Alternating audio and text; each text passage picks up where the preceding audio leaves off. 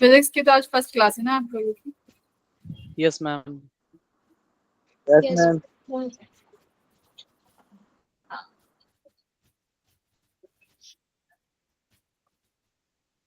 सही है।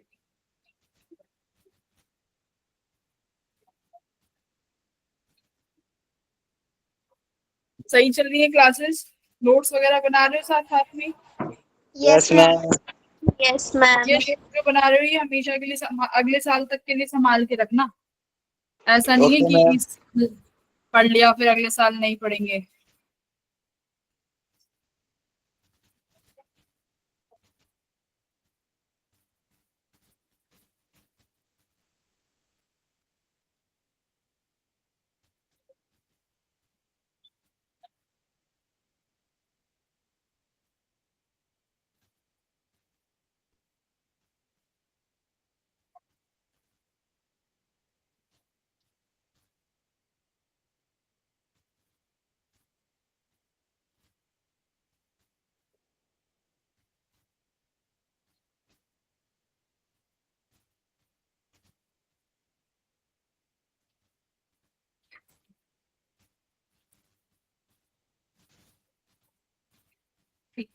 तो यूनिट एंड डायमेंशन स्टार्ट करेंगे। 1-2 मिनट वेट कर लेते हैं। कितने घंटे की क्लासेस चलती हैं पता है ना? 6:45 तक चलती है। 1 hour 15। 6:45?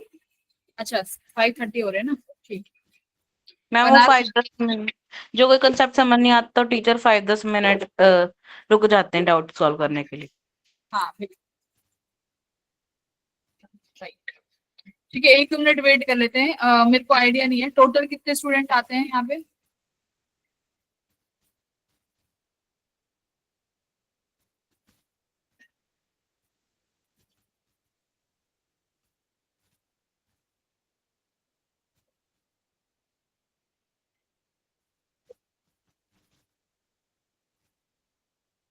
मैम आ जाते हैं 55 स्टूडेंट्स तो। ठीक है 48 तो आ ही गए हैं। चलो स्क्रीन स्टार्ट करती हूँ मैं। Ma'am good evening. Good evening. और गुड इवनिंग मैम। हो गया?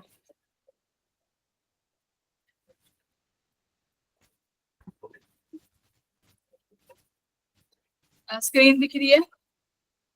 Yes ma'am. Yes ma'am. Yes ma'am. बढ़िया बढ़िया। आ जाओ। देखो unit and dimensions chapter start करेंगे। चैप्टर इतना बढ़िया है, इतना आसान चैप्टर है, बहुत आसान चैप्टर है। और इसका एक क्वेश्चन जेई में आता ही आता है। मतलब हर शिफ्ट में एक सवाल तो 101% आता है। मतलब 4 नंबर इस चैप्टर से तुम्हारे पक्के हो जाते हैं। ठीक है।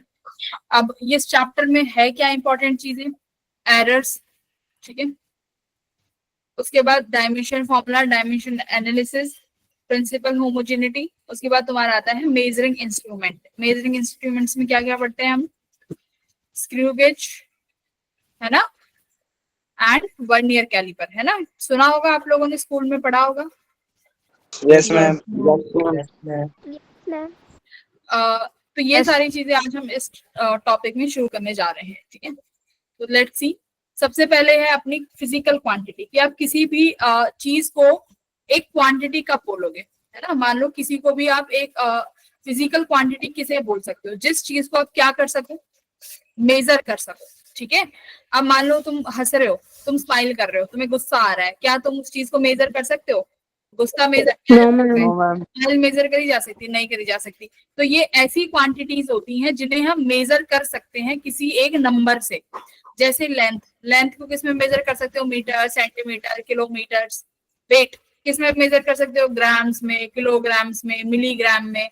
तो इन सबका एक नंबर है जो हम मेजर कर सकते हैं। टाइम, सेकंड, आवर, मिनट्स, है ना। तो ऐसी क्वांटिटी जो मेजर करने लायक हो उन्हें हम बोलेंगे फिजिकल क्वांटिटी।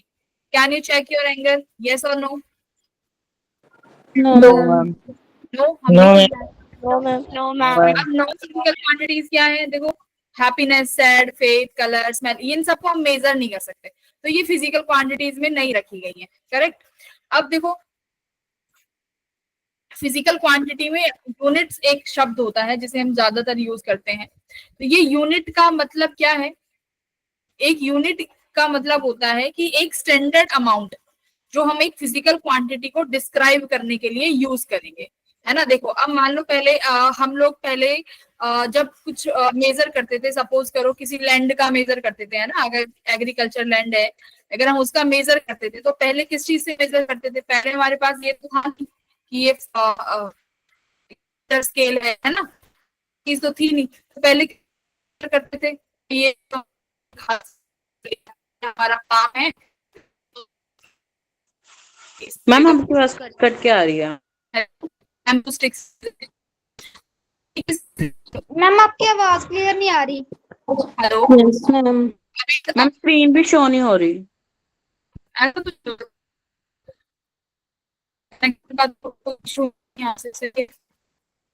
मैम आवाज नहीं आ रही आपकी। अब मैम अभी जी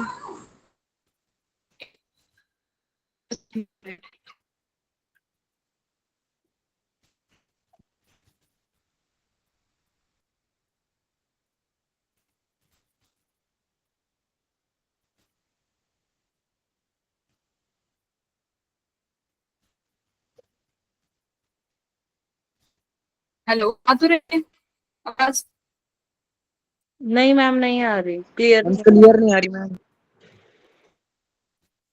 मैम स्क्रीन भी नहीं शो हो रही। स्क्रीन तो मैंने share नहीं की। अब दिख रहा है नो एक ma'am. No ma'am. No No, ma'am. Ma'am. Ma'am voice clear नहीं आ रही मैम।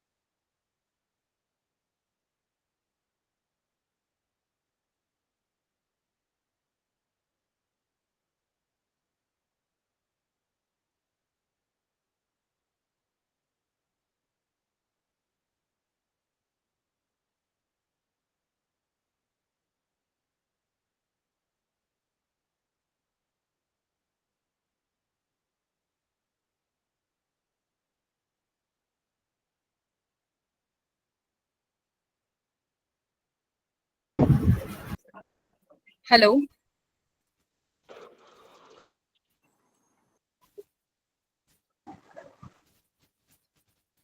अभी आ रही है voice? Yes, ma'am. Yes, ma'am. Yes, ma'am. ठीक है, Yes, ma'am. ठीक है। एक जन बोल लिया करो, इतने जन बोलोगे तो फिर डिस्टरबेंस बहुत होती है क्लास में। ठीक है, आ जाओ स्टार्ट में।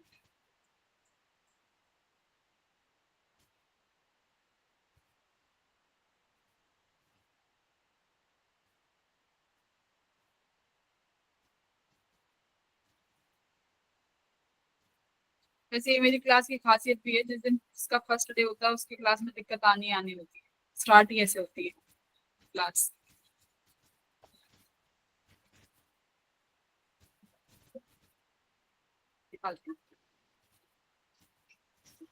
मैम एक डाउट था। डाउट भी आ गया? अभी तो कुछ पढ़ाया भी नहीं है, बोलो नो मैम, वो जर्नल था, मतलब वैसे ही। पूछो। मैम नोट्स मैम मतलब स्लाइड के साथ साथ बनाना है या फिर पहले समझना है उसके बाद? पहले समझो, पहले समझो, पहले समझ लो। ठीक है, समझ के बनाना है, साथ साथ बनाओगे तो समझ में कम आएगा।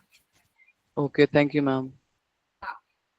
ठीक है, तो मेजरमेंट करने की मैंने क्या बताई कि देखो, पहले एक यूनिट की बात करेंगे कि यूनिट क्या होती है। तो यूनिट एक स्टैंडर्ड क्वांटिटी है जो किसी भी फिजिकल क्वांटिटी को मेजर करने के लिए यूज करी जाती है ना। जैसे पुराने जमाने में लेंथ को मेजर करने के लिए क्या यूज करते थे हम लोग? हैंड स्पैन और फुट स्पैन, है ना, कि एक हैंड से मेजर कर लो, ऐसे नापते चले जाओ, मेजर करते चले जाओ। तो इस तरीके से हम लोग पहले मेजर करते थे, बैम्बू स्टिक से मेजर करते थे, है ना। तो अब हमारे पास क्या आ गई है? स्टैंडर्ड यूनिट्स आ गई हैं जिनसे हम किसी भी फिजिकल क्वांटिटी को मेजर कर सकते हैं। जैसे कि लेंथ, लेंथ को अगर आप लिख रहे हो 28 मीटर्स, तो ये 28 क्या दिखाएगा किसी भी लेंथ का? ये दिखाएगा कि ये मैग्नीट्यूड है, और बाद में जो m लगा हुआ है मीटर, वो क्या दिखाएगा? यूनिट। ये दिखाएगा यूनिट। ठीक है, तो ये क्या है कि कभी भी कोई भी फिजिकल क्वांटिटी लिखो तो लास्ट में उसकी यूनिट हमें जरूर लिखनी होती है, खासकर फिजिक्स में। ठीक है, तो यहाँ पर ये बात हो गई यूनिट की। तो मेजर, हम लोग लेंथ को मेजर करने के लिए एक फिजिकल क्वांटिटी यूज कर रहे हैं जो है मीटर्स। ठीक है, मैग्नीट्यूड ऑफ फिजिकल क्वांटिटी। अब देखो, आपके पास फिजिकल क्वांटिटीज दो तरीके की हैं। एक तो फंडामेंटल्स है, ठीक है, कि इनकी एक स्पेसिफिक यूनिट मिल जाएगी। ठीक है, ये इनकी स्पेसिफिक यूनिट आपको मिलेगी। फिर है डिराइव। डिराइव क्वांटिटीज क्या है? जो फिजिकल, जो तुम्हारी फंडामेंटल क्वांटिटीज से डिराइव करके आएंगी, है ना भाई। एक तो फंडामेंटल, अभी देखेंगे कौन कौन सी है। तो फंडामेंटल तो हो गई जो स्पेसिफिक उनकी तुम्हें क्वांटिटी दे दी। जैसे कि देखो, फंडामेंटल फिजिकल क्वांटिटीज क्या है? ये 7 ऐसी क्वांटिटीज हैं जो नेचर में एग्जिस्ट करती हैं। ठीक है, जैसे कि कौन सी? एक तो मास, बोलो मास को किस में मेजर करते हो? मास को किस में मेजर किलोग्राम। करते? केजी में। तो किलोग्राम। मास एक फंडामेंटल क्वांटिटी है। तो तुम्हारी 7 फंडामेंटल क्वांटिटीज हैं, बाकी की जितनी भी यूनिट्स हैं वो इन 7 से ही डिराइव करी जाएंगी। फिर दूसरा आता है लेंथ। लेंथ को किस में मेजर करते हैं? SI unit, metres. तो एसआई, हाँ, तो देखो एसआई यूनिट वो यूनिट्स हैं, स्टैंडर्ड यूनिट्स, जो हर कहीं यूज करी जाएंगी, इंडिया में, यूएसए में, हर कहीं जो भी तुम्हारे अलग अलग कंट्रीज हैं जहां पर सब कोई भी रिसर्च हो रही है या फिर मान कोई भी चीज हम कैलकुलेट कर रहे हैं तो सारी एसआई यूनिट्स में कैलकुलेट करी जाती है। तो मास का केजी, लेंथ का मीटर, तीसरा अपना टाइम है, तो टाइम की एसआई यूनिट सेकंड है। फिर टेम्परेचर आता है, टेम्परेचर का केल्विन है। अमाउंट ऑफ ए सब्सटेंस, मतलब किसी भी सब्सटेंस को अगर आप मेजर करते हो तो वो क्या होगा? मोल। बोलो, अमाउंट ऑफ सब्सटेंस। ये तुम्हें केमिस्ट्री में काफी काम आता होगा। Yes ma'am. केमिस्ट्री में Yes, ma'am. Yes, ma'am. कहते हो ना, मैम बताई होंगी, 1 मोल हमने ऑक्सीजन का लिया, 1 मोल हाइड्रोजन लिया।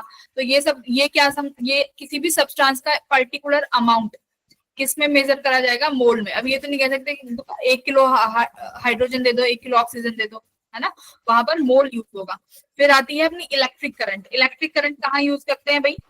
इलेक्ट्रिक करंट कहाँ यूज होता है? सॉरी, इलेक्ट्रिक करंट की यूनिट क्या है? एम्पियर, है ना। करंट जिसे हम आई से डिनोट करते हैं, तो इलेक्ट्रिक करंट को आई से डिनोट करते हो, जिसका यूनिट क्या है? एम्पियर। सही है।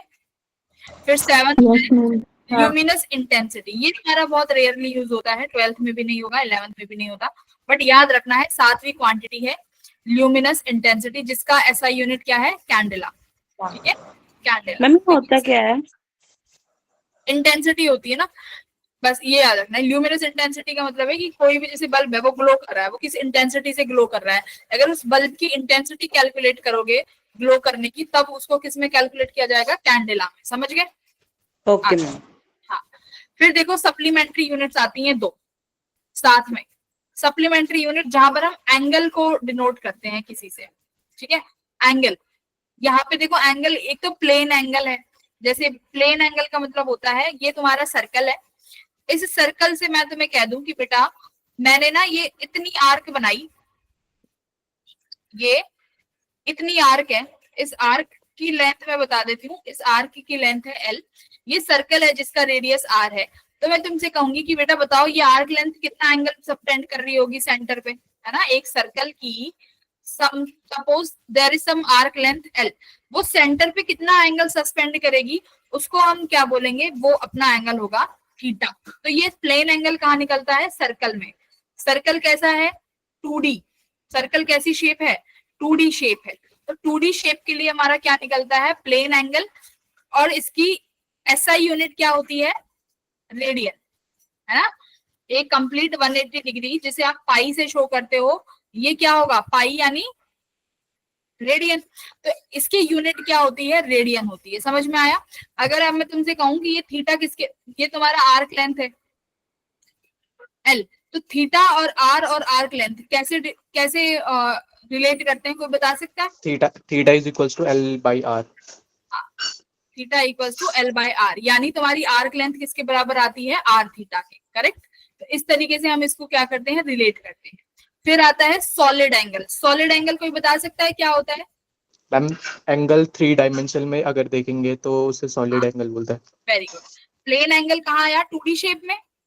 सॉलिड एंगल कहाँ आता है बेटा, सॉलिड एंगल आता है 3D शेप। 3D शेप यानी कैसी, वाटरमेलन, देखा है वाटरमेलन, वाटरमेलन खाया है ना, वाटरमेलन वाला हाँ, वाटरमेलन वाला क्या करता है, ऊपर से एक वाटरमेलन का पीस काट के रखता है दिखाने के लिए, देखो रेड है कि नहीं, है ना, ये भैया काट के दिखाओ, फिर हम कहेंगे हाँ भैया लाल है, चलो इसको दे दो, देखा है। तो ऊपर से जो पीस निकाल के दिखाता है, जैसे मान लो ये हमारे पास है अपना एक वाटरमेलन, यानी 3D शेप। वाटरमेलन की क्या होता है, वाटरमेलन स्फेयर होता है ना, स्फेरिकल इन शेप, 3D होता है वो, अंदर उसमें मास फिल होता है। और सर्कल की बात करते हैं तो सर्कल में कोई अंदर फिलिंग थोड़ी ना होती है, वो तो एक सर्कल है, जैसे तुमने बैंगल ले ली एक उठा के, तो बैंगल क्या है, सर्कल, क्योंकि उसमें अंदर कुछ भरा नहीं हुआ। लेकिन जब तुम एक वाटरमेलन उठाओगे तो वाटरमेलन में क्या है, अंदर चीजें भरी हुई है, तो वो शेप कैसी बनती है, 3D। अब मान लो तुमने ऊपर से बोला कि भाई ऊपर से छोटा सा हमें काट के दो, ये पोर्शन छोटा सा ऊपर से काट के दिखाओ भैया कैसा है, रेड है या नहीं, तो भैया छोटा सा स्लाइस काट के देते हैं सर, ऐसे ट्रायंगुलर शेप में, है ना। तो ये पर्टिकुलर अमाउंट की ये जो शेप है, ये इसके सेंटर पे कितना एंगल सबटेंड कर रही है, यहाँ पे देखो 3D, यानी यहाँ पर क्या होगा कि ये इतना अमाउंट का जो एंगल सबटेंड कर रहा है सेंटर पे, उसे क्या बोलते हैं, स्टेरिडियन। हाँ बोलो, ठीक है। इस स्टेरिडियन को किससे सिंबलाइज करते हैं, इस वाले सिंबल से, ओम से, ठीक है। आ जाओ, तो याद रखना सॉलिड एंगल यानी स्टेरिडियन। अब मैं तुमसे एक चीज पूछना चाहती हूँ, क्या थीटा की कोई क्वांटिटी है?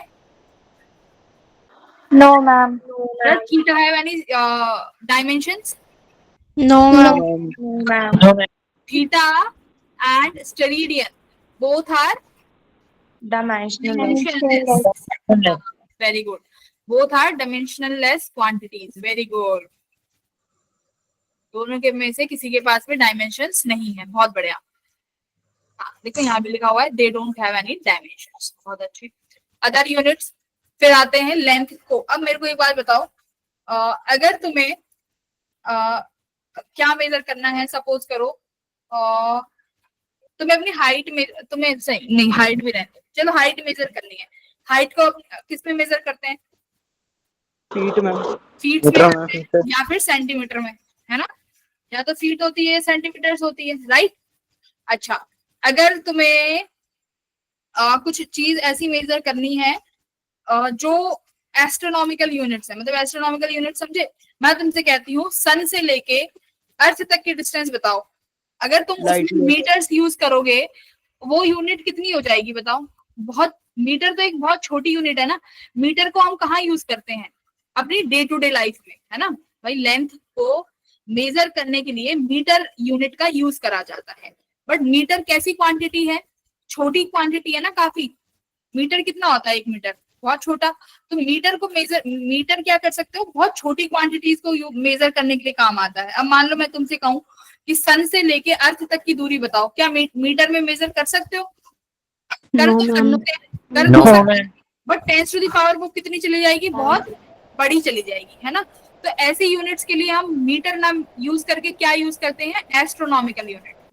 कौन सी यूनिट? एस्ट्रोनॉमिकल यूनिट्स, है ना। तो एस्ट्रोनॉमिकल यूनिट्स भी क्या मेजर करती हैं? डिस्टेंस। क्या मेजर करेंगी? डिस्टेंस मेजर करती है। अब एक एस्ट्रोनॉमिकल यूनिट देखो किसके बराबर होती है? सन टू अर्थ के बीच का डिस्टेंस बताया है। 1 एस्ट्रोनॉमिकल किसके बराबर है? देखो 150 into 10 to the power 6 kilometre. ठीक है, तो जब इतनी बड़ी यूनिट चली जाए, 150 किलोमीटर नहीं, 150 की पावर 10 टू द पावर 6, तो ये कितनी बड़ी यूनिट हो गई किलोमीटर्स में?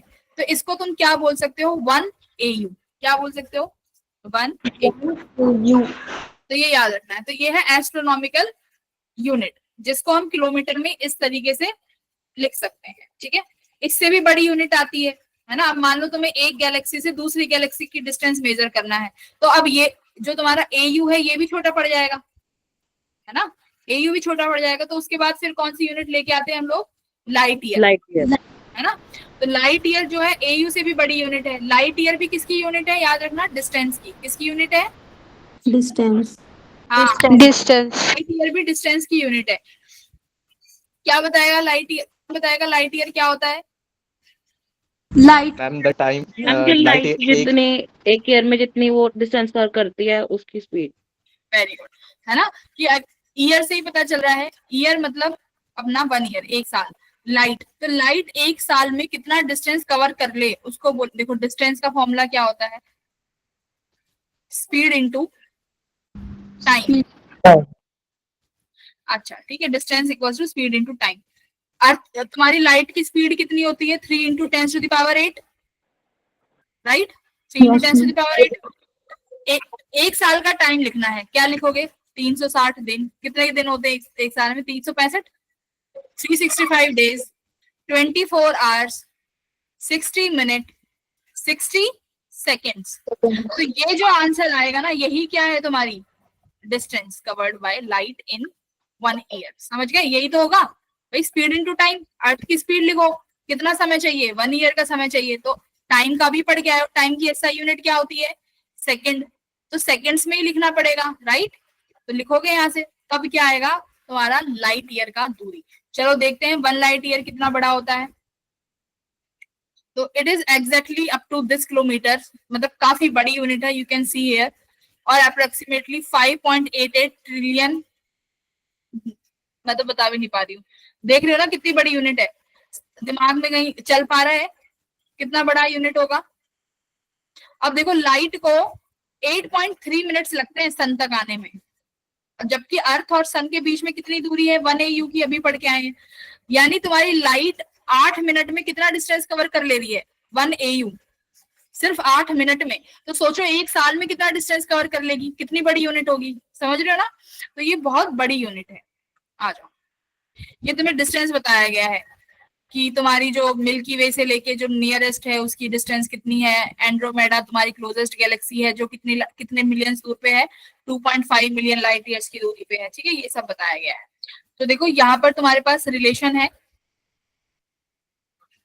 एक लाइट ईयर कितनी AU के बराबर है? इतने AU के बराबर। और कितने किलोमीटर्स के बराबर है? 10 टू द पावर 12 किलोमीटर्स। ठीक है,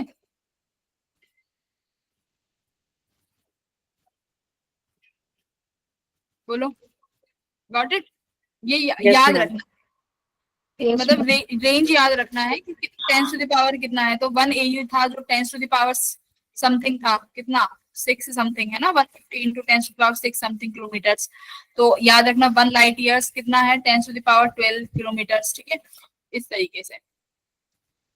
फिर उससे भी बड़ी एक यूनिट आती है, समझे? मतलब लाइट ईयर से बड़ी भी एक यूनिट है, जैसे हम क्या बोलते हैं, पारसेक। ठीक है, पारसेक भी एक यूनिट है। अब पारसेक क्या होता है? पारसेक क्या होगा? Ma'am unit. बता पाते हो? हाँ, पारसेक का देखो क्या लिखा हुआ है, पहले हम पढ़ते हैं definition. It is the distance eight which 1 AU subtend an angle of 1 arc second. समझे? यानी अगर मैं तुमसे कहूं कि मैंने एक ये 1 AU की आर्क ले ली, क्या ले ली? ये 1 AU की आर्क है भाई, है तो डिस्टेंस ना। 1 AU क्या है? डिस्टेंस। और आर्क लेंथ भी क्या होती है? आर्क लेंथ भी क्या होती है? डिस्टेंस। अब ये आर्क लेंथ तुमने कितनी बड़ी ली है? 1 AU, जो अभी डिस्टेंस पढ़ के आए हो ना, एस्ट्रोनॉमिकल यूनिट 1 AU, इतनी बड़ी एक आर्क ले लो। अब ये एक बात बताओ, ये आर्क हर पॉइंट पे अलग अलग एंगल सबटेंड करेगी? अगर मैं तुमसे कहूं कि बेटा इस पॉइंट पे बताओ, तो इस पॉइंट पे कुछ अलग एंगल आएगा इस आर्क का, हाँ या ना? मैं तुमसे कहूं कि बेटा इस पॉइंट पे बताओ, तो तुम कहोगे मैम इस पॉइंट पे कुछ अलग एंगल आएगा। यस और नो? यस और नो? यस हर मैम। पॉइंट पे अलग एंगल आएगा। Yes ma'am. तो ये तुम्हें अब, हाँ, तो तुम्हें उस पॉइंट पे जाना है जहां ये 1 AU की आर्क कितना एंगल बनाए? 1 आर्क सेकेंड का। समझे मेरी बात? यानी वर्क, ये तुम्हारी 1 AU की आर्क हुई। इस 1 AU की आर्क को पकड़ के खींचते जाओ और वहां रुक जाओ जहां पर इसका एंगल कितना हो जाए? इसका जो एंगल हो जाए, ये हो जाए बेटा 1 आर्क सेकेंड के बराबर। 1 आर्क सेकेंड के बराबर। तो जो ये डिस्टेंस दिख रही है, ये डिस्टेंस दिखी, ये, इसको क्या बोलोगे? 1 पारसेक। ठीक है, ये जो डिस्टेंस आई इसको बोलोगे 1 पारसेक। आई थिंक क्लियर हो गया अब क्या है 1 पारसेक अब। ठीक है, अब 1 आर्क सेकेंड भी देख लो। 1 आर्क सेकेंड किसके बराबर है? ये 1/360 ऑफ 8 डिग्री, 1 डिग्री का इतना हिस्सा, मतलब बहुत छोटा एंगल हुआ। ठीक है, बहुत छोटा एंगल होगा। और 1 पारसेक जो है 3 लाइट ईयर के बराबर है। तो तुम खुद सोच सकते हो 1 लाइट ईयर कितना बड़ा है, और 1 पारसेक जो है 3 लाइट ईयर को लेके बैठा है। तो तुम खुद सोचो, तुम्हारे यूनिवर्स में इतनी इतनी दूरियों पर कोई चीज एग्जिस्ट कर रही है, तो यूनिवर्स कितना बड़ा होगा। Can you imagine? हम तो कुछ भी नहीं है इस यूनिवर्स में। ठीक है, तो सबसे बड़ी यूनिट पारसेक, उससे छोटी लाइट ईयर, फिर उससे छोटी ए। तो याद रखना पारसेक जो है सबसे बड़ी यूनिट है। ठीक है, आ जाओ जल्दी बताओ फटाफट से इसका आंसर।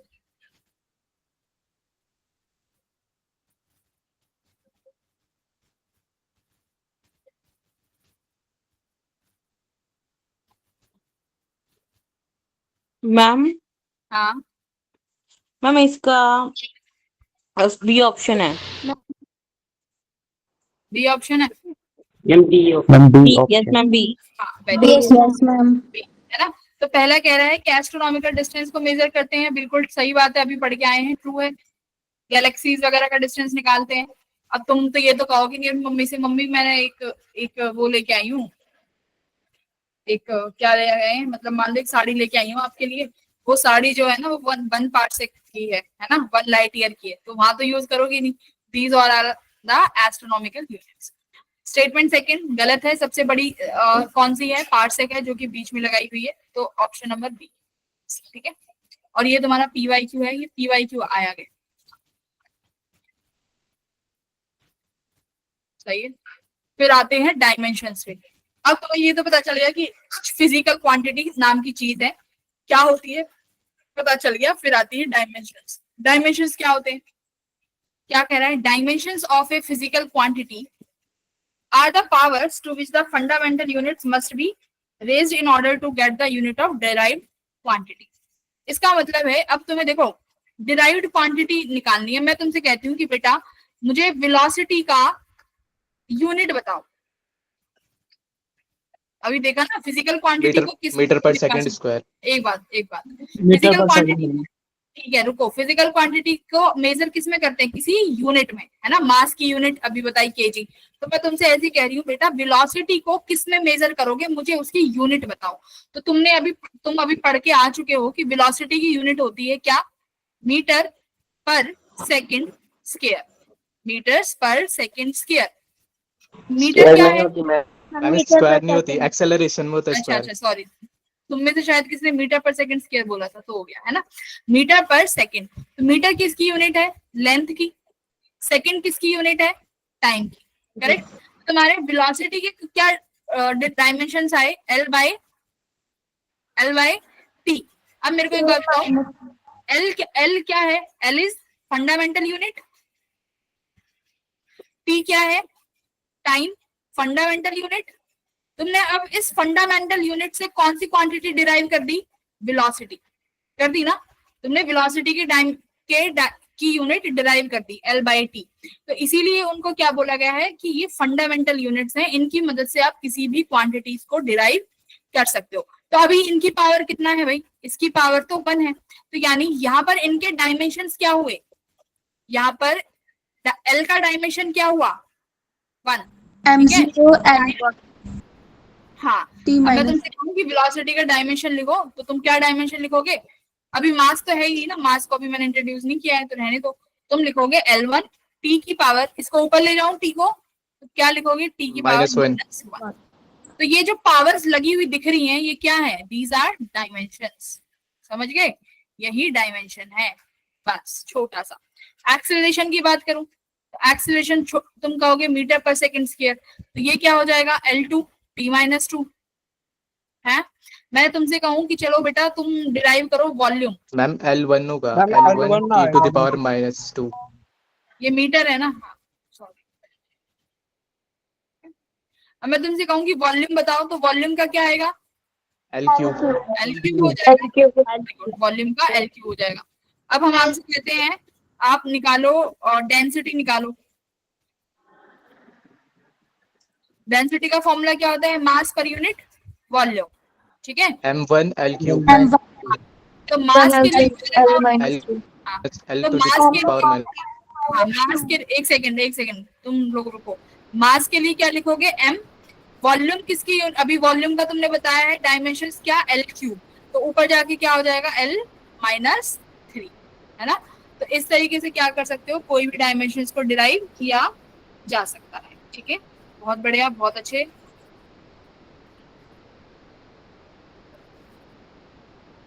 ओके, देखो यहाँ पर क्या डायमेंशन दिया हुआ है, मैं तुम्हें ना कुछ डायमेंशंस लिखवा भी देती हूँ।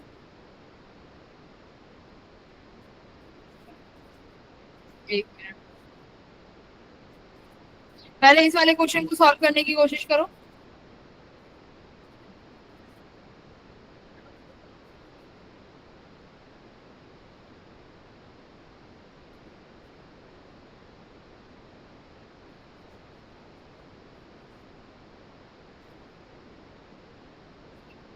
प्लैंक कांस्टेंट आज से पहले सुना था? yes ma'am, yes ma'am. अच्छा, पहले मेरा एक काम करो, मेरे को फोर्स की डायमेंशन निकाल के बताओ जल्दी जल्दी। फोर्स का डायमेंशन निकालेंगे। m1 l1 t minus बस, फोर्स का फॉर्मूला क्या होता है? Mass into acceleration. तो मास का एज इट इज m रहेगा, एक्सेलरेशन का अभी निकाला है हमने L-t-2। तो मेरी बात ध्यान से सुनो, फोर्स का डायमेंशन हमेशा याद होना चाहिए, सारे यहीं से निकलेंगे। सेकंड अपना एनर्जी, एनर्जी का फॉर्मूला, एनर्जी का m2 t-2 m1 l2 t-2। बस रुक जाओ, बस एनर्जी और वर्क, देखो एनर्जी और वर्क दोनों सिमिलर हैं, ठीक है, इनके डायमेंशन सेम ही आएंगे, एनर्जी और वर्क। तो क्या लिख सकते हो भाई? वर्क क्या होता है? F dot S। Force into displacement. तो फोर्स का फॉर्मूला अभी निकाला, ML-t-2। डिस्प्लेसमेंट के लिए और क्या लिखोगे? एक L और लगाओगे। हाँ, तो ये क्या हुआ? ML-2 t-2। तो ये हो गया वर्क और एनर्जी का। पावर का निकाल सकते हो? Yes, work ma'am। Per unit time, divide by t। Work per unit time. तो कितना हो जाएगा? ML-2 t की पावर कितनी हो जाएगी भाई? -3। -3। बहुत बढ़िया, बहुत इंटेलिजेंट हो, -3। Very good. अब मैं तुमसे कहती हूँ फोर्थ एंगुलर डिस्प्लेसमेंट।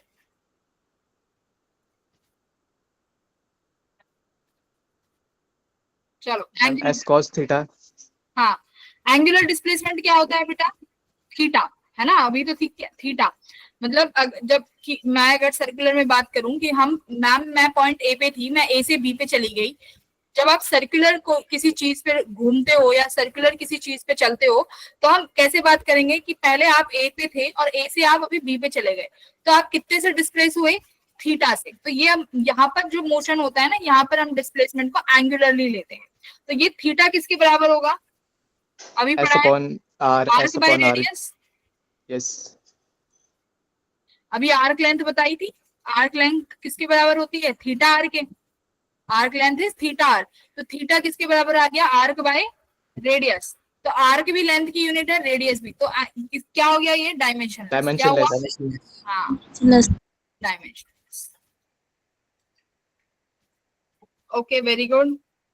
टॉर्क का निकालो, टॉर्क का फॉर्मूला क्या होता है, R cross F, R cross F. R किस में मेजर करोगे, रेडियस को, R is your length, R को किस में Ma'am, it लिखोगे, would be equals to work length में, वेरी गुड। dimension. और फोर्स का as it is ml t-2, तो क्या आया, ml स्क्वायर t-2। तो ये किसके बराबर है, देखो टॉर्क का डायमेंशन सेम है एनर्जी एंड वर्क की तरह, ठीक है। चलो लास्ट निकालो, एंगुलर वेलोसिटी। एंगुलर वेलोसिटी क्या हो जाएगा, V square upon R. V upon R. निकालो, T minus 1. 2 - 1। T minus 1. हाँ, एंगुलर वेलोसिटी क्या है भाई, angular displacement upon time. Theta dimension less है तो टाइम का कितना हो जाएगा, टी इनवर्स, ठीक है। तो ये इसका इसका डायमेंशन क्या आया है, टी इनवर्स, करेक्ट है, बोलो। Yes, ma'am. उसके बाद है फिजिकल कांस्टेंट, ठीक है, कुछ फिजिकल कांस्टेंट है जिनके हमें पता होने चाहिए। आओ, dimensions of physical constant, constant use करे है ना, ग्रेविटेशनल कांस्टेंट यूज किया होगा 11th में, जब तुमने ग्रेविटेशन वाला चैप्टर पढ़ा होगा। स्पेसिफिक हीट कैपेसिटी यूज करी होगी, गैस कांस्टेंट पढ़ा होगा, थर्मो में अभी नहीं पढ़ा होगा शायद, ठीक है, बट पढ़ना पड़ेगा। आओ पढ़ते हैं। सबसे पहले ग्रेविटेशनल कांस्टेंट का,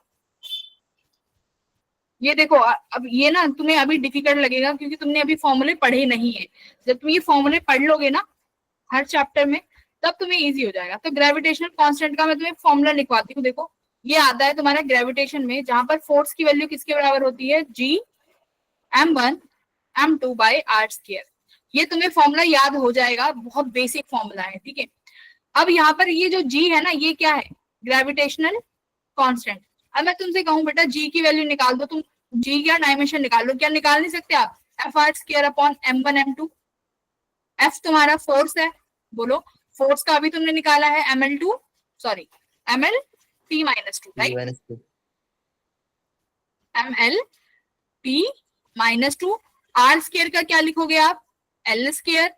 मास m1 और m2 दोनों है तो मास, तो ये क्या हो जाएगा m स्क्वायर। तो ग्रेविटेशनल कांस्टेंट की वैल्यू क्या आई बताओ, m minus 1 M minus L3 one, minus ठीक है, T t minus minus, M L3 T minus 2. हाँ, तो ये ग्रेविटेशनल कांस्टेंट का हो गया। ये मैं क्यों सिखा रही हूँ, M क्योंकि याद आने चाहिए। m -1 ही तो है, तो ये ग्रेविटेशनल कांस्टेंट। उसके बाद फिर देखो गैस कांस्टेंट आता है, जब तुम क्या पढ़ोगे अभी, थर्मो पढ़ोगे, ठीक है। तो थर्मो में एक इक्वेशन पढ़ोगे तुम, पीवी इक्वल्स टू एनआरटी। ये बहुत बेसिक इक्वेशन है, ऐसा नहीं है कि तुम यार मैडम ये इतना डिफिकल्ट कैसे है, ये इतना इजी फॉर्मूला है। जब तुम ये चैप्टर पढ़ोगे तो तुम्हें इतनी बार रटवाया जाएगा कि तुम्हें याद ही हो जाएगा। तो जहां पर पी क्या होता है, P is your pressure, V volume, N क्या है, नंबर ऑफ मोल्स, आर क्या है जो अभी तुम निकालोगे गैस कांस्टेंट, टी क्या है, टेम्परेचर, टी क्या है, टेम्परेचर। अब मेरे को आर की वैल्यू बता सकते हो, बता सकते हो बेटा, सारी चीजें बता दी, फाइंड करो।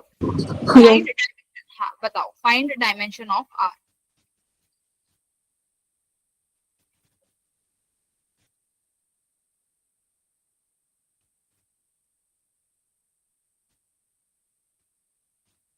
देखो प्रेशर का क्या हो जाएगा, प्रेशर होता है यहाँ से फोर्स अपॉन एरिया, ठीक है। प्रेशर का फॉर्मूला होता है फोर्स बाय एरिया। तो फोर्स ml T-2 है, देखो मैं पूरा लिखती हूँ। फोर्स को लिखोगे ml T-2, एरिया को क्या लिखोगे L², वॉल्यूम को क्या लिखोगे भाई L³ अपॉन में नंबर ऑफ मोल्स, तो यहाँ पर आ गया मोल, यहाँ पर मल्टीप्लाई बाय टेम्परेचर। टेम्परेचर का ऐसा यूनिट क्या होता है केल्विन इक्वल्स टू आर। तो ये देखो L² से बेटा यहाँ पर ये इसका एक कट गया, तो ये बचा सिर्फ L, ठीक है। तो यहाँ पे R की वैल्यू क्या आई m L² T-2 mole inverse और केल्विन इनवर्स। बताओ यही आया? एक बार चेक क्रॉस चेक कर लो अपने अपने। Yes I ma'am. थिंक यही आएगा, ठीक है। तो इस तरीके से हाँ, अगर तुम्हें किसी का भी फॉर्मूला आता है, तुम उस फॉर्मूले से किसी भी कांस्टेंट का डायमेंशन निकाल सकते हो, ठीक है। डायमेंशन निकाल सकते हो, जैसे अभी हमने अभी निकाले हैं और तुमने ही निकाला है, बहुत बढ़िया। चलो यहाँ पर किसका पूछा हुआ है प्लैंक कांस्टेंट का, ठीक है। अब तुम्हें प्लैंक कांस्टेंट का डायमेंशन नहीं पता, क्योंकि ये हम पढ़ते हैं जाके 12th में, ठीक है। ये 12th में पढ़ते हैं। अब जेई में तो 11th और 12th दोनों आता है ना। तो अब एक बात सुनो मेरी, मुझे एंगुलर मोमेंटम का बताओ। एंगुलर मोमेंटम का फॉर्मूला क्या होता है MV MVR है ना, mv। ये एंगुलर मोमेंटम का फॉर्मूला है। तो अभी निकालो एंगुलर मोमेंटम का क्या हुआ, mvr मास, वेलोसिटी तुम्हारा L T-1 और ये R का L²। एंगुलर मोमेंटम का यही होगा ml² T-1, ठीक है ना। So yes ma'am. भाई m का m, वेलोसिटी का L T-1 और एक L से मल्टीप्लाई कर दिया तो L² हो गया। लीनियर मोमेंटम का, लीनियर मोमेंटम क्या होता है भाई मास इनटू वेलोसिटी। तो mass as it is, velocity क्या हो जाएगा L T-1। तो लीनियर मोमेंटम का ये हो गया। Moment of force, moment of force का मतलब क्या होता है force into perpendicular moment of distance. Force, हाँ यानी टॉर्क, ठीक है। मोमेंट ऑफ फोर्स का मतलब टॉर्क की बात हो रही है।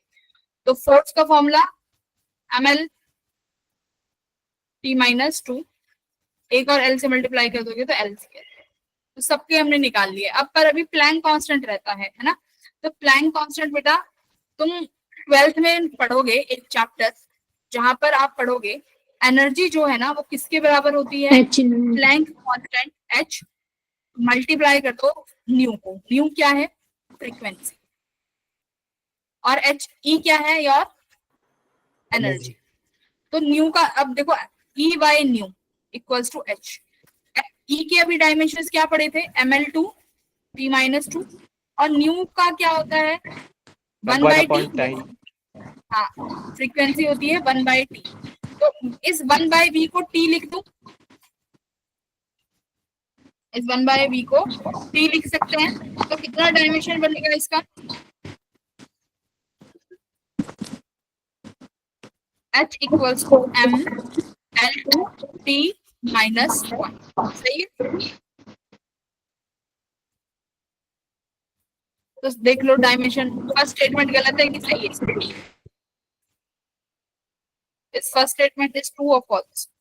ट्रू। ट्रू है ना। और सेकंड वाली False. false. So statement 1 is true and second is false. फिर से देखो, अब ये आया है तुम्हारा डायमेंशन। अब देखो ये जो तुम्हारा यूनिट एंड डायमेंशन वाला चैप्टर है ना बेटा, बिना 12th के कुछ भी नहीं है। यानी 12th के तुम्हें डायमेंशंस फॉर्मूले जब भी आएंगे तो फॉर्मूले रटे होने चाहिए। तो यहाँ पे ये तुम्हारा 2022 के बाद ये 2025 में भी रिपीट हुआ है ये क्वेश्चन, ठीक है 2025 में भी। अगर मैं बस तुम्हें ये कह दूं कि बेटा यहाँ पर B एक मैग्नेटिक फील्ड है जो कि गिवन है, और मैं तुमसे कह दूं कि म्यू नॉट ना परमिएबिलिटी है फ्री स्पेस की जो तुम्हें गिवन है। अब मैं अगर तुम्हें यहाँ पर तुम दिमाग नहीं लगाओगे आफ्टर योर 12th का ये चैप्टर पढ़ने के बाद भी, तो भी तुम लोग इस क्वेश्चन में कम से कम 15 से 20 मिनट वेस्ट कर दोगे और आंसर नहीं निकलेगा, ठीक है, और आंसर नहीं निकलेगा। अगर स्टैंडर्ड मेथड से जाओगे, स्टैंडर्ड मेथड कैसे, जैसे हमने यहाँ पर लिखा है एंगुलर मोमेंटम, प्लैंक कांस्टेंट, यहाँ पर तो हमारे पास इजी था क्योंकि एक इक्वेशन में मास वेलोसिटी फंडामेंटल यूनिट्स आ रही है, तो फंडामेंटल यूनिट से निकालना बहुत इजी है। यहाँ देखो, क्या यहाँ पर बी और म्यू नॉट फंडामेंटल यूनिट्स है? नहीं है ना, तो यहाँ पर दिक्कत आएगी। तो हमेशा याद रखना, जब भी इस तरीके के फॉर्मूले आते हैं ना, तो ये कहीं ना कहीं किसी फॉर्मूला से कनेक्ट होता है, ये फॉर्मूले से कनेक्ट करते हैं ऐसे क्वेश्चन। कैसे? हमारे पास इस चैप्टर में ना एक फॉर्मूला होता है, क्या? एनर्जी डेंसिटी का।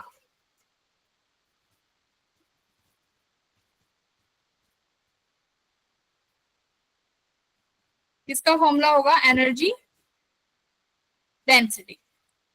एनर्जी डेंसिटी का वहां पर क्या फॉर्मूला होगा? 1/2 v²/μ0। ये लो, ये फॉर्मूला सीधा पूछ लिया। अगर अब कोई बच्चा मैग्नेटिक फील्ड की डायमेंशन निकालेगा कि मैग्नेटिक फील्ड क्या होती है, अच्छा वो मैग्नेटिक फील्ड का फॉर्मूला लिखेगा, फिर μ0 का क्या होगा, तो वो इस क्वेश्चन को नहीं हिला पाएगा। तो एनर्जी डेंसिटी का मतलब क्या है यहाँ पे? Energy per unit volume. समझ गए? एनर्जी पर यूनिट वॉल्यूम को यहाँ ले आओ। 2 तो भाई एक नंबर है, उसका तो पास तो कुछ है नहीं, ये बचा v²/μ0। अब एनर्जी के डायमेंशंस पता है, ml2 t-, वॉल्यूम के पता है L3, कितना है ये? ml-1 t-2 equals to v²/μ0। 1 second में आंसर आया। अगर जिस बच्चे ने ये दिमाग लगाया होगा वो 1 सेकंड में तुम्हारा ऑप्शन नंबर सी सॉल्व कर लिया होगा। ठीक है ना? सी। हाँ जी बोलो। मैम अगर हमें परमिएबिलिटी के बारे में पता है तो हम, ये मैग्नेटिक फील्ड है, तो जैसे कोई भी बॉडी अगर मैग्नेटिक फील्ड में तो एक फोर्स सफर करती है, तो हम इसके फॉर्मूले से भी मैग्नेटिक फील्ड निकाल सकते हैं। मैं वही तो कह रही हूँ। अब तुम जाओगे कि मैग्नेटिक फील्ड फोर्स से रिलेट करती है, वहां से फोर्स के डायमेंशंस निकालोगे, ठीक है, कुछ मतलब यहाँ से तुम करोगे ना कुछ, तो वो तुम्हारा टाइम खा जाएगा। यहाँ पर तुम्हें डायरेक्ट पता है कि ये कहाँ पढ़ा है, ये यूनिट ये पढ़ा है मैंने एनर्जी डेंसिटी में, तो सीधा फॉर्मूला आया है, 1 सेकंड से ज्यादा नहीं लगेगा। तो यहाँ पर जब भी तुम्हें कुछ ऐसी टर्म्स दिखे तो इनको रिलेट करने की कोशिश करना कि किस फॉर्मूले से रिलेट हो सकती है, तब आंसर जल्दी आएगा। ठीक है, आ जाओ अगले तरीके के अपने। ये तो एक 1 सेट ऑफ क्वेश्चंस हो गए जो अगर पेपर जेई वाला, जेई आराम से बैठा हुआ है कि चलो बच्चों को आसान क्वेश्चन देना है, तो वो इस तरीके के क्वेश्चन देगा। अगर वो चाहता है कि बच्चों से थोड़ा काम करवाना है, बच्चों से थोड़ा कष्ट करवाना है, तो इस तरीके के क्वेश्चंस आएंगे। इजी होते हैं, बस थोड़ा सा टाइम लग जाता है। एक तो होमोजेनिटी के क्वेश्चंस आएंगे, आ जाओ करते हैं। ये रिलेशन आप अपने आप कर सकते हो ना, इनको बस तुम्हें वो करना है। ठीक है, ये एक बार आप अपने आप कर लेना। मैच द फॉलोइंग,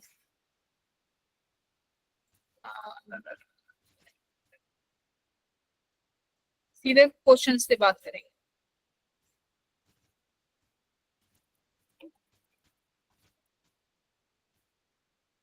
ठीक है, प्रिंसिपल ऑफ होमोजेनिटी कोई बता सकता है यहाँ पर हम क्या पढ़ते हैं? अच्छा, मैं एक चीज तुम्हें बताना भूल गई, बेटा मेरे को एक बात बताओ, अगर मैं तुमसे कहूं, तुम्हें ये पता है, नोट डाल के ना इसको लिख लेना, क्या लिखना है? 1 क्वांटिटी कैन बी एडेड और subtracted with a similar quantity। ये इतनी इंपॉर्टेंट एक लाइन है, पर ये बहुत इंपॉर्टेंट है। समझ में आया क्या कह रही है ये लाइन? ये लाइन, हाँ, ये लाइन कह रही है कि लेंथ को किस में ऐड किया जा सकता है? सिर्फ लेंथ को लेंथ में ही ऐड कर सकते, लेंथ में। हाँ, यानी मैं तुमसे कहूँ कि बेटा ये 10 मीटर है, तो मीटर को मीटर के साथ ही ऐड करोगे। अगर किलोग्राम है तो किलोग्राम को किलोग्राम के साथ ही ऐड करा जाएगा। ठीक है, तो यहीं से हमारी शुरुआत होती है प्रिंसिपल ऑफ होमोजेनिटी की। ठीक है, आओ अब मैं तुम्हें क्वेश्चन के थ्रू समझाऊंगी, क्योंकि फिजिक्स में बातें कम क्वेश्चंस ज्यादा होते हैं। आ जाओ, मैंने यहाँ पर एक टर्म यूज किया है अल्फा बाय टी स्क्वायर, ठीक है, इज इक्वल्स टू ये है एफ और बी, यानी एफ यानी फोर्स, बी यानी velocity, plus beta by x square, ठीक है। नाउ मैं अब तुमसे क्या कह रही हूं, find dimensional formula for alpha and beta. बताओ क्या होगा यहाँ पे। देखो अब यहाँ क्या होगा, मैंने तुम्हें अभी एक लाइन पहले लिखवाई थी कि सेम डायमेंशन सेम में ही ऐड हो सकते हैं, मास मास में ऐड हो सकता है। अब देखो यहाँ पर क्या बन रहा है, फोर्स और वेलोसिटी। भाई ये जो फोर्स और वेलोसिटी है, अगर ये इस डायमेंशन में ऐड हो रहा है तो इसका मतलब कहीं ना कहीं ये दोनों बराबर होंगे तभी ऐड हो रहा है, हाँ या ना? बोलो भाई। केजी को केजी में ऐड कर सकते हो, यस मैम। मीटर को मीटर में ऐड कर सकते हो, तो इसका मतलब जो भी तुम्हारा फोर्स वेलोसिटी को मल्टीप्लाई करके जो भी डायमेंशन बनेगा वो एज इट इज तुम्हारा बीटा अपॉन एक्स स्क्वायर के बराबर होगा, हाँ या ना? बिल्कुल होगा, तभी Yes, ये Yes, ma'am. गया है। तो बस अब तुम्हें बीटा का पूछा था तो तुम बीटा एक सेकंड में निकाल दोगे। लो फोर्स वेलोसिटी एक्स स्क्वायर को यहाँ ले जाओ, एक्स यानी अपना डिस्टेंस, ठीक है, यहाँ पे एक्स में लिख देती हूँ, लिख लो एफ फोर्स बी वेलोसिटी, निकालो क्या आ रहा है बीटा का dimension, ml square. ml square ना, फोर्स का लिखोगे ml cube t minus 3. सब गलत कर रहे हो। फोर्स का क्या लिखा, ml t माइनस 2, वेलोसिटी का क्या लिखोगे एल टी माइनस 1, एक्स का क्या लिखोगे एल स्क्वायर, तो ये बना m, l का कितना आया भाई 4, 2 3 4, t का कितना आया -3। मैम एक नेगेटिव है वहाँ। हाँ क्या हुआ, मैम क्या हो गया, सही तो है।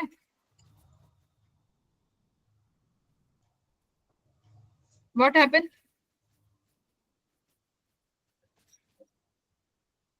अरे कुछ डाउट है, hello hello no hello, ma'am. हाँ ठीक है No, ma'am. ओके। अब मैं यहाँ से कह रही हूँ अल्फा, अब बात आई अल्फा बाय टी स्क्वायर। अब क्या है, अब बताओ अल्फा बाय टी स्क्वायर इस पर्टिकुलर क्वांटिटी के बराबर है, इसका मतलब क्या हो रहा होगा, इन दोनों के डायमेंशंस किसके बराबर होंगे, अल्फा बाय टी स्क्वायर के। भाई देखो इसका डायमेंशन इसके डायमेंशन के बराबर है तभी ये ऐड हुए है ना, मतलब इनकी क्वांटिटी सेम है। तो अल्फा बाय टी स्क्वायर किसके बराबर हो जाएगा मुझे बताओ, मैम बीटा के बराबर। बीटा के इक्वल। ओनली बीटा के, ओनली एफ वी बीटा, के फोर्स इनटू वेलोसिटी के बराबर भी। हाँ या तो बीटा बाय एक्स स्क्वायर के या एफ और बी के, Force into velocity. हाँ इन दोनों में से किसी के एक के बराबर होगा। तो तुम बीटा निकाल चुके हो, मैं बीटा का ही रख देती हूँ L4 t minus 3, x square तुम्हारा L स्क्वायर है, तो कितना आया भाई ये M1 L2 t माइनस, ऊपर ये क्या जाएगा तुम्हारा t का मतलब एक बार मैं देख लेती हूँ यहाँ पे t क्या दिया हुआ है, टाइम है, हाँ t टाइम दिया हुआ है, ठीक है, t इज टाइम। तो कितना आया अल्फा M1 L2, t की पावर कितनी बनेगी -1 minus आ गया। यही है प्रिंसिपल ऑफ होमोजेनिटी। अब एक Okay, क्वेश्चन ma'am. करोगे, एक क्वेश्चन तुम करोगे ऐसा same. yes ma'am. Yes, ma'am. Yes ma'am. Yes, ma'am.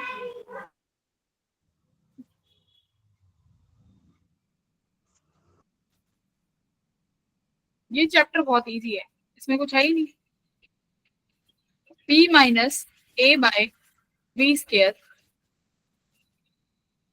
v minus b equals to energy. ये वंडरवॉल इक्वेशन है, ठीक है, वंडरवॉल्स इक्वेशन है, नहीं जानते तो कोई दिक्कत नहीं है, आगे जब पढ़ोगे तो जान जाओगे।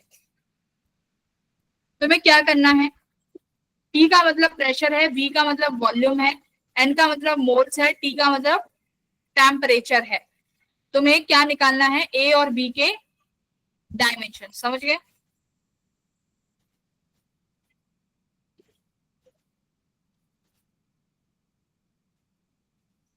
कर सकते हो? Yes, ma'am.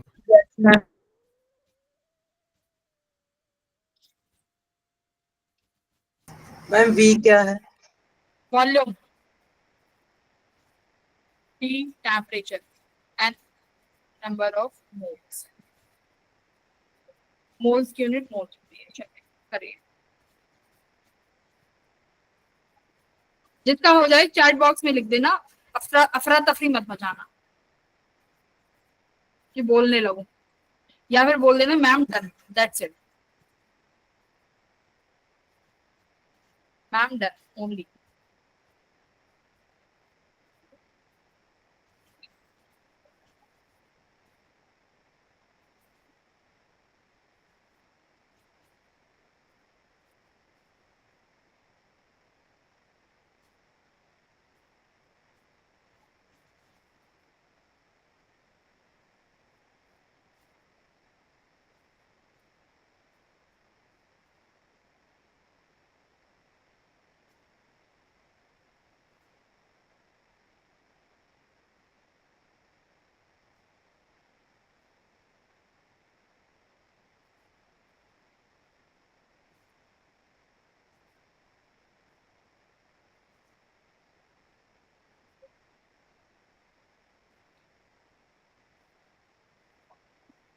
डन नहीं आया है अभी तक किसी का? 1 सेकंड का क्वेश्चन है ये। Ma'am done. Ma'am done, Ma'am done. Ma'am done. ठीक है, done. Okay, ma'am done. Very good. बस मेरे को ये बता दो, V के डायमेंशंस तुम्हारी स्क्रीन पे दिए हुए किस डायमेंशन के बराबर है? वॉल्यूम। वेरी गुड, बहुत बढ़िया, बहुत अच्छी। 1 सेकंड का आंसर था बस। कहते रही भाई, देखो यहाँ पे क्या लिख रहा है, वॉल्यूम में से कौन माइनस हो रहा है? बी। वॉल्यूम में से अगर बी माइनस हो रहा है, इसका मतलब क्या है? बी सेम डायमेंशन की होगी ना। मैंने बोला था वॉल्यूम में वॉल्यूम ऐड हो सकती है, मीटर में मीटर ऐड हो सकता है, और माइनस का भी सेम चलेगा, ठीक है, minus plus minus same quantities में हो सकते हैं। तो वॉल्यूम अगर बी में से माइनस हो रहा है, दैट मीन्स वॉल्यूम और बी बराबर है। तो डायमेंशंस ऑफ बी किसके बराबर हो गए तुम्हारे? L cube. Q. खत्म question. P minus A by V square, इसका मतलब क्या है? ए बाई वी स्केयर किसके बराबर होगा भाई? प्रेशर के। लो, ए के डायमेंशन आ गए P V square, P pressure हो गया, ml, एक बार प्रेशर का डायमेंशन बताओ। Force upon volume, force upon area, force का ml t minus 2, ma'am ml minus 1 t minus 2। ये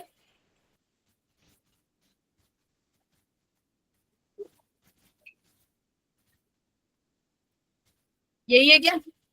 yes ma'am. Yes ma'am. Pressure का मैंने बताया, 1 सेकेंड, ठीक है, यही आ रहा है। m का माइनस 1 कैसे आ रहा है? ए,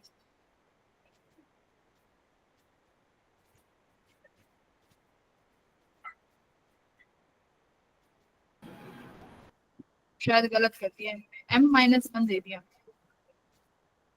m ठीक है, m माइनस 1 नहीं हो सकता भाई, ठीक है अपना, है ना, ये प्लस नहीं आएगा। सबका यही आ रहा है, एक बार चेक कर लो। Yes, ma'am. Yes ma'am. Yes ma'am. तो यहाँ वेरी गुड, बहुत अच्छे। अब देखो एक चीज यहाँ पर और सिखा देती हूँ। साइन के अंदर अगर यहाँ बीच में कुछ भी क्वांटिटी है, वो क्या होगी? डायमेंशनलेस। क्या होगी? इसके अंदर चाहे कुछ भी क्वांटिटी हो, वो क्या होगी? डायमेंशनलेस होगी, ठीक है। Dimension. ये कुछ भी हो सकता है तुम्हारा, साइन, कॉस, टेन, सबके अंदर जो ये अंदर वाली क्वांटिटी होगी, this should be dimensionless. Log के साथ कुछ भी क्वांटिटी होगी ब्रैकेट के अंदर, ये क्या होगी? डायमेंशनलेस, लॉग के साथ, ठीक है, ये तो पता होगा शायद। एक्सपोनेंट के साथ अगर यहाँ पर कोई भी क्वांटिटी है, ये क्या होगी? डायमेंशनलेस। समझ गए? अब मैं यहाँ cos थीटा है, तो यहाँ पर जो भी अंदर क्वांटिटी होगी ये डायमेंशनलेस होगी। tan है, tan थीटा, इस tan के यहाँ कोई भी वैल्यू है, ये कैसी होगी? Dimension less. गॉट इट और not? Yes, ma'am. Got it? बहुत Yes, बढ़िया। ma'am. Yes, ma'am. Yes, ma'am. Hello. चलो अब यहाँ पे आ जाओ, एक क्वेश्चन देती हूँ, फिर देखो मैं यहाँ पे लिखती हूँ अल्फा इक्वल्स टू, ये क्वेश्चन है 1, alpha equals to F upon V square sine beta T, sine beta T. Find the dimensions of alpha and beta. Ma'am beta dimensionless हो जाएगा। ऐसे थोड़ी। मैम बीटा टी माइनस आएगा। हाँ, मैंने बोला साइन के अंदर जो क्वांटिटी है वो डायमेंशन लेस हो जाती है। साइन के अंदर अब यहाँ पर दो वैल्यूज हैं, ये दोनों मिलके डायमेंशन लेस होंगी। बात समझे? साइन के अंदर ये एक एंगल बन गया थीटा, साइन थीटा, यानी थीटा बराबर है बीटा टी के। Theta is dimensionless, theta is dimensionless, तो तुम्हारा बीटा किसके बराबर होगा भाई? थीटा बाय टी के। और थीटा डायमेंशनलेस है तो बीटा क्या होगा? T inverse. तब जाके ये क्वांटिटी पूरी अंदर वाली क्या बनेगी? डायमेंशनलेस। समझ गए? अब बताओ आया कि नहीं आया? Yes ma'am. Yes, ma'am. बहुत बढ़िया। Okay, Yes, very ma'am. Good. अब बात करते हैं अल्फा की। अल्फा निकालिए। साइन का अंदर सब गया, तो अल्फा सिर्फ किसके बराबर है? एफ अपॉन वी स्क्वायर के। बताओ, कर लेंगे? ऐसे क्वेश्चंस आएंगे तो हाँ जी बोलो। Yes, Yes, ma'am. Yes, ma'am. तो Yes, F by ma'am. V square करोगे तो you will get m1 l minus 1 d। Cross check कर लेना।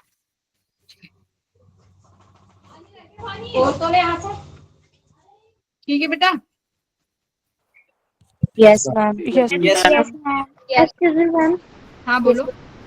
मैम इसमें v वॉल्यूम है या फिर वेलोसिटी? यहाँ पर v आपकी है, एक सेकंड में कंफर्म कर देती हूँ, सही पूछा इस क्वेश्चन को। v इज वेलोसिटी, ठीक है? v is Okay. वेलोसिटी। हाँ, v इज वेलोसिटी।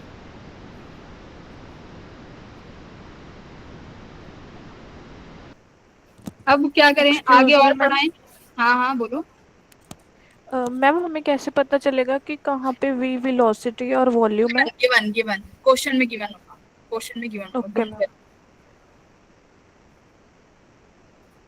टेंशन ना लो, वो पेपर में आएगा लिखा।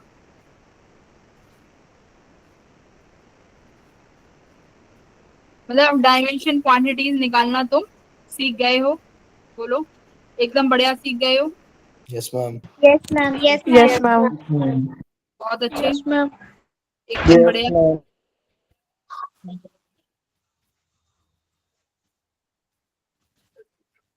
इसके बाद क्या आता है?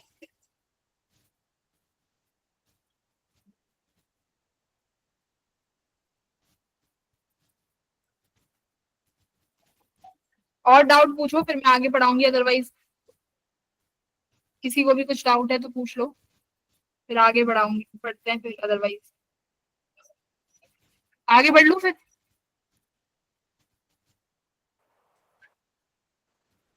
Yes, ma'am. Yes, ma'am. देखो, प्रिंसिपल ऑफ होमोजेनिटी अभी सीख के आ चुके हैं। यहाँ क्या लिखा है? Mass plus time. यस और no? No, ma'am. Yes Yes, ma'am. No. No. No, ma'am. भाई अब मास को टाइम में कैसे जोड़ दोगे? मास को टाइम में नहीं ऐड कर सकते, नो। ठीक है, सो प्रिंसिपल ऑफ होमोजेनिटी अभी सिखा दी है। क्या कहता है? Same quantity, same physical quantities, no, those physical quantities who have same dimensions can be add or subtract। सही है? Yes, ma'am. Yes, ma'am. ये क्वेश्चन हम ऐसे Yes, कर ma'am. चुके हैं, ठीक है, ये अभी पढ़ के आए हैं। फिर इस तरीके के ये आता है लेवल 3, ठीक है। ये वाला एक बार क्वेश्चन तुम लोग ट्राई कर लेना। ये नीट और जेई के दोनों के ही क्वेश्चंस हैं, ये जेई का क्वेश्चन है, ठीक है।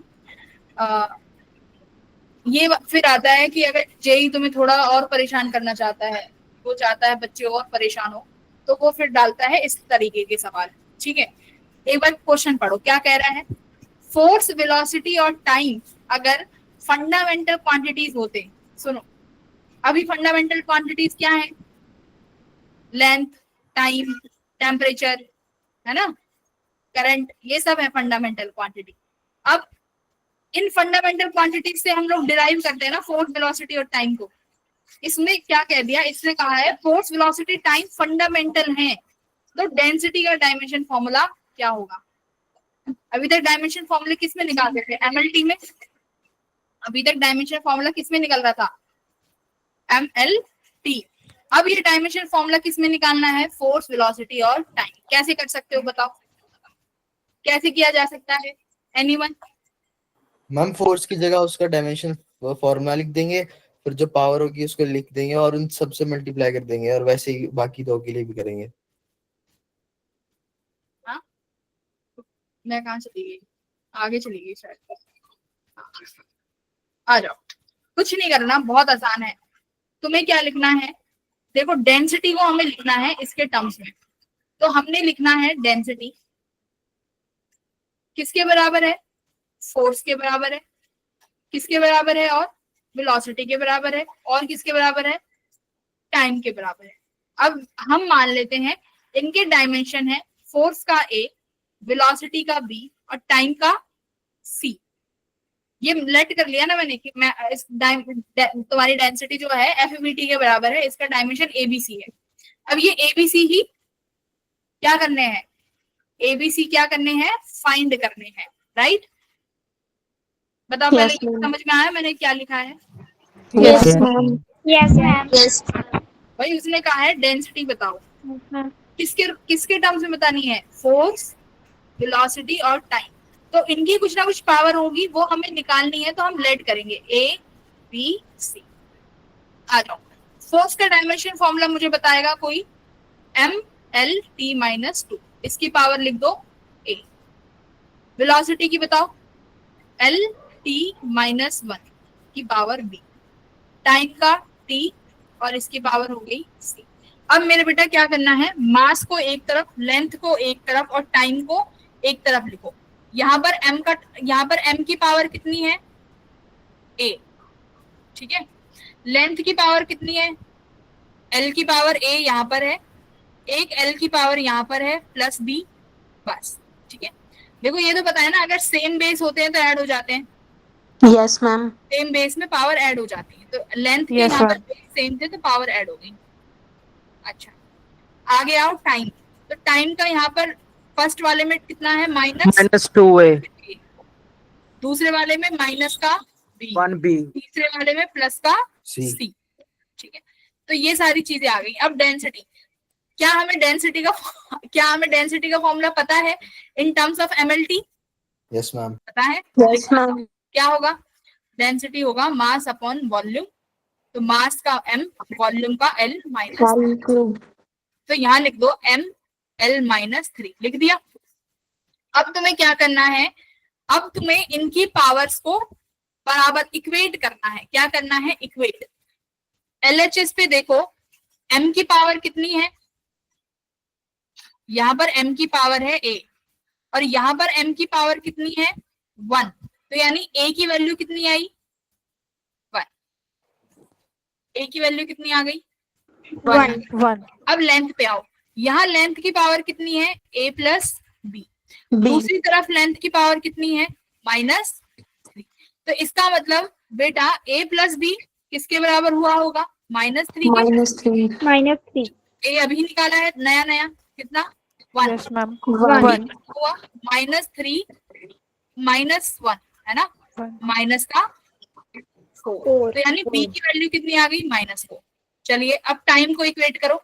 टाइम क्या लिखा हुआ है, time -2a minus b plus c, time और दूसरी तरफ टाइम कितना है, कुछ नहीं है यानी 0, तो यानी -2a minus b plus c किसके बराबर है 0 के। अभी आपने a कितना निकाला है 1, तो ये -2 हो गया, b कितना निकाला है b -4 है तो ये +4 हो जाएगा, प्लस सी इक्वल्स टू 0।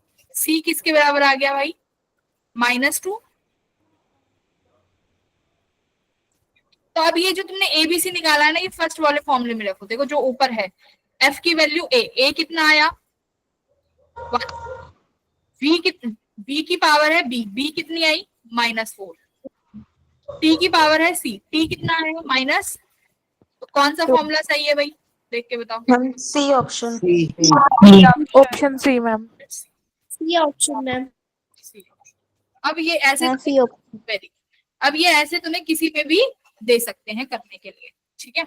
आ जाओ, ये यहाँ तक इसमें फॉर्मूले में किसी को दिक्कत नहीं है ना इस क्वेश्चन में? No ma'am. No ma'am. बहुत बढ़िया, आ जाओ। No ma'am. Very good। तो एक इस तरीके के सवाल आते हैं। अब उसमें हो सकता है आपको एफ वी टी की जगह कुछ भी दे दे, फोर्स की जगह एनर्जी दे दे, और वेलोसिटी की जगह एक्सेलरेशन दे दे, टाइम की जगह टेम्परेचर दे दे। क्या इस तरीके से हम निकाल सकते हैं? Yes ma'am. Yes ma'am. Yes ma'am.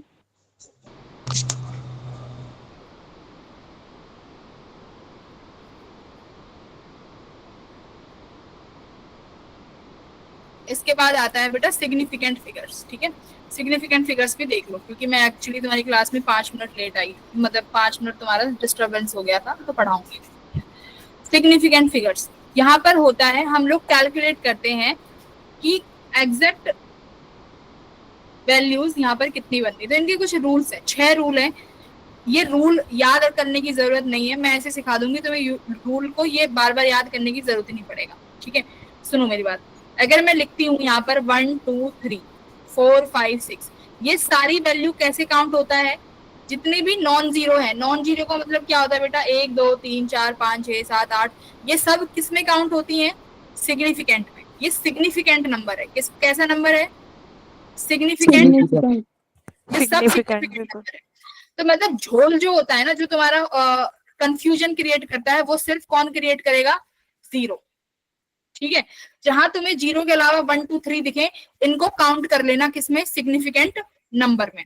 तो 0 में दिक्कत आती है। आ जाओ, अगर मैं 0 को ऐसे लिखूं 1001, क्या ये, अब बताओ, अब मैं तुमसे कहती हूँ यहाँ पर कितने सिग्निफिकेंट फिगर हैं? मैम तो सुन लो पहले। मैम 4। अगर तुम्हारा 0 किसी दो नॉन सिग्निफिकेंट, किसी सिग्निफिकेंट नंबर के बीच में आ जाए, मतलब 0 सैंडविच हो गया यहाँ पे, ठीक है। 0 क्या हो गया? सैंडविच हो गया। तो 0 जब तुम्हारा सैंडविच हो जाए किसी दो ऐसे डिजिट्स में जो सिग्निफिकेंट है, तो these 2 zeros will be count as a significant figure. तो यहाँ कितने सिग्निफिकेंट फिगर है भाई? 4।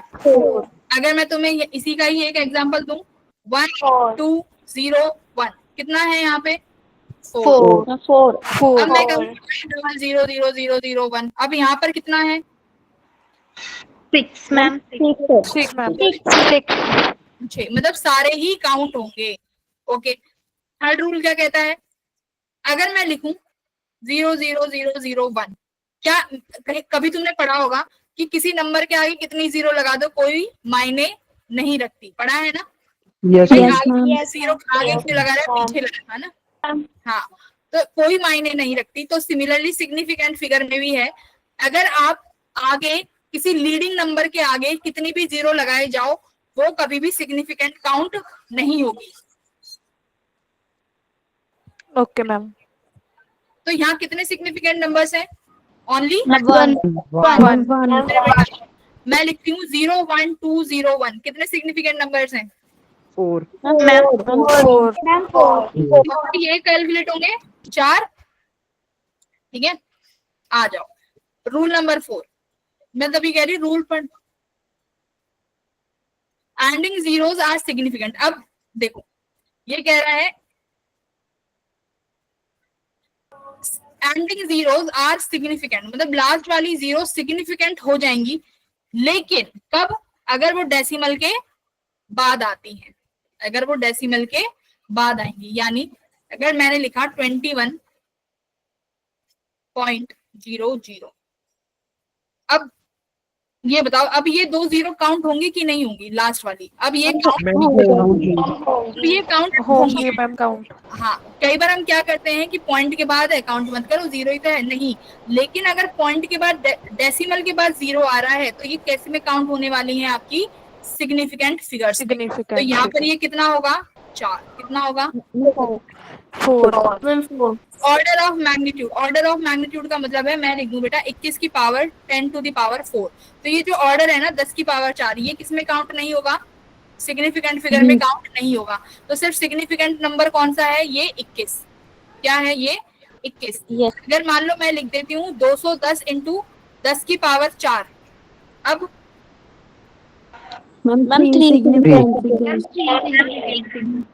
तो ये 10 की पावर जो 4 है ये सिग्निफिकेंट में काउंट नहीं।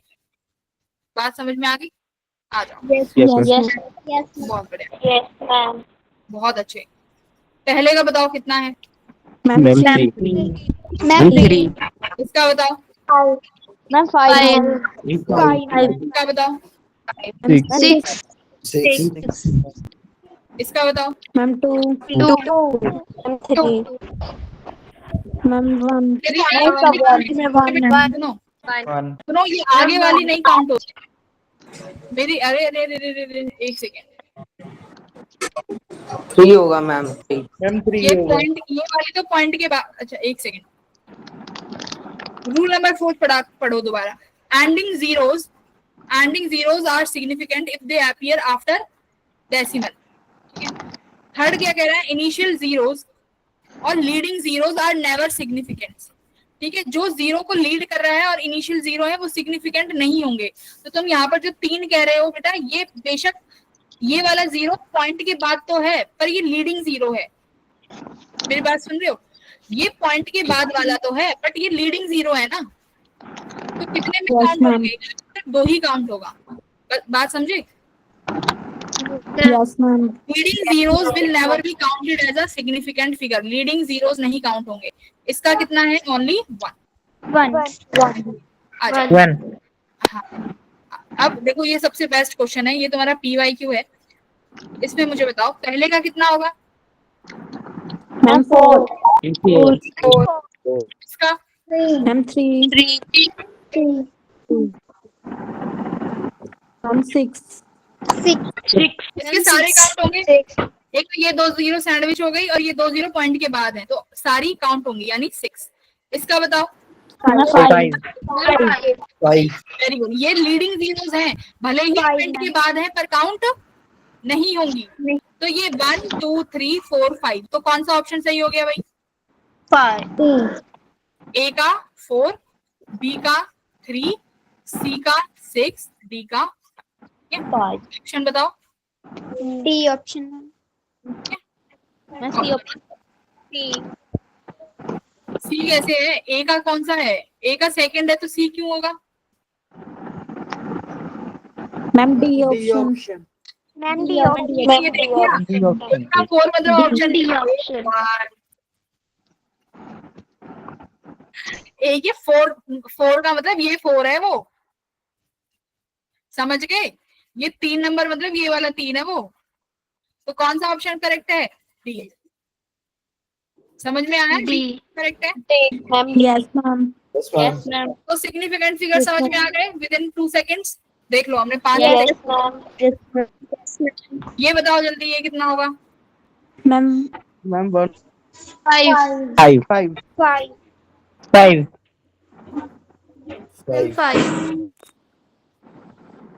थर्ड सेकंड बताओ, मैम 5 5 3 मैम टाइम तो हो गया। 1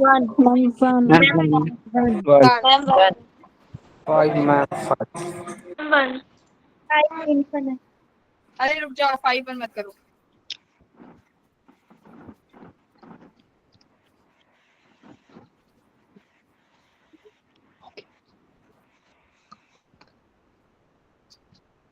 हाँ, सेकंड की क्या बता रहे थे, 3 मैम 3 मैम 5 नहीं देखो ये 2 0 है, ये अगर पॉइंट के बाद होती तो काउंट कर लेते, पॉइंट के बाद होती तो काउंट कर लेते। अभी सिर्फ कितनी रहेंगी, 3। बताया था पॉइंट के बाद ही काउंट होती हैं। पॉइंट के लास्ट वाले जीरोस पॉइंट के बाद ही काउंट करनी है, ठीक है। इसमें कितना होगा? 1 स्पीड ऑफ लाइट की बात कर रहा है, यानी 3 × 10⁸ सिर्फ यहाँ कितना होगा? 1, ठीक है। कांस्टेंट की वैल्यू होती है उस तरीके से। पाई का क्या होगा? पाई क्या होता है? 3.14। तो कितने काउंट होंगे भाई? ऑल 3, ठीक है, ऑल 3। आई थिंक अब एक्सक्यूज मी मैम। हाँ मैम जैसे आपने अभी बताया कि जैसे 31700 है तो लास्ट वाली 2 0 काउंट नहीं होंगी। तो हाँ, मैम नहीं। जब हम रूल नंबर 4 कर रहे थे तो वहाँ पे 210 × 10⁻³ था। तो मैम 210 है जो, उसमें लास्ट वाली 0 काउंट होगी?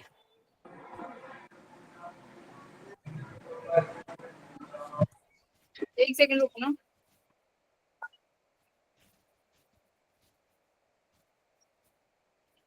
हाँ, क्या कहते हैं रूल नंबर 3 में? हाँ आप बताओ, रूल नंबर 3 में। 3 नहीं मैम, सॉरी, रूल नंबर 5 में जैसे हाँ आपने बताया था 210 है तो उसमें हाँ 3 सिग्निफिकेंट फिगर्स होंगे या फिर 2? किसमें? 210। इस 210 में लास्ट वाला 0 काउंट नहीं होता। लीडिंग्स में लास्ट में जो नंबर आता है उसमें लास्ट वाला काउंट नहीं होगा, तो इसमें भी 2 ही रहेंगी, ठीक है। लास्ट वाला 0 विल नॉट बी काउंटेड। हाँ, ओके मैम। नहीं होगा काउंट, ठीक है। अब बाकी की क्वेरीज आप कल लेके आना, कल हम लोग आपकी क्वेरीज देख लेंगे, ठीक है। बोलो। Okay ma'am. Bye everyone. Bye ma'am. Okay ma'am, thank you. Thank you ma'am. Thank you ma'am. Thank you ma'am. Thank you ma'am.